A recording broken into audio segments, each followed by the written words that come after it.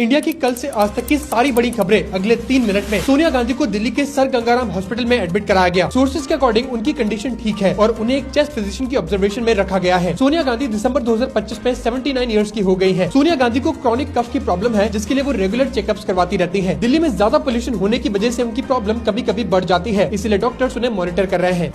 Uttar Pradesh business forms में सबसे आगे निकलकर इंडिया की टॉप स्टेट बन गई है। गवर्नमेंट ऑफ इंडिया ने बिजनेस को इजी और इन्वेस्टर फ्रेंडली बनाने के लिए लैंड, लेबर और परमिशन जैसे एरियाज में 23 प्रायोरिटी रिफॉर्म्स बताए थे। उत्तर प्रदेश पहली ऐसी स्टेट है जिसने इन सारे 23 रिफॉर्म्स को पूरी तरह इम्प्लीमेंट किया। चीफ मिनिस्टर्स ऑफिस के सीनियर ऑफिशियल ने इस अचीवमेंट को प्राउड मूवमेंट कहा और इंडस्ट्री लीडर्स ने भी इन रिफॉर्म्स की तारीफ करी।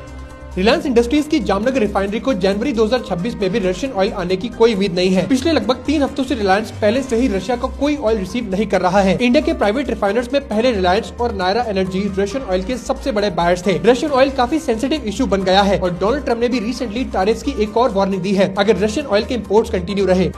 जर्मनी के चांसलर फ्रेडरिक मर्ज अगले हफ्ते 2 दिन के लिए इंडिया आ रहे हैं। पीएम नरेंद्र मोदी 12 जनवरी को अहमदाबाद में इनका स्वागत करेंगे। मिनिस्ट्री ऑफ एक्सटर्नल अफेयर्स के अकॉर्डिंग ये विजिट ट्रेड, इन्वेस्टमेंट, डिफेंस और सिक्योरिटी जैसे एरियाज पर फोकस करेगी। इस विजिट में इंडिया जर्मनी स्ट्रेटेजिक पार्टनरशिप की प्रोग्रेस रिव्यू होगी। प्राइम मिनिस्टर मोदी और चांसलर मर्ज बिजनेस और इंडस्ट्री लीडर से भी मिलेंगे और रीजनल और ग्लोबल इश्यूज पर अपने व्यूज एक्सचेंज करेंगे।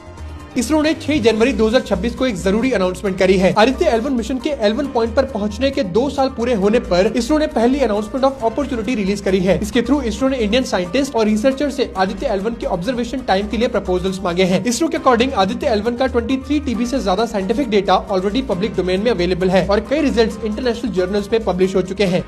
कोलंबिया के प्रेसिडेंट गस्तावो पेट्रो ने डोनाल्ड ट्रंप को ओपनली चैलेंज किया है। वेनेजुएला में यूएस मिलिट्री ऑपरेशन को क्रिटिसाइज करते हुए इन्होंने डोनाल्ड ट्रंप से कहा, come get me, I am waiting for you here. ये टेंशंस पड़ी जब डोनाल्ड ट्रंप ने वेनेजुएला अटैक के बाद कहा कि कोलंबिया को एक सिक मैन चला रहा है जो यूएस को कोकेन बेचता है। गस्तावो पेट्रो ने कहा कि उन्होंने हथियार छोड़ दिए थे, लेकिन देश के लिए वो हथियार उठा सकते हैं।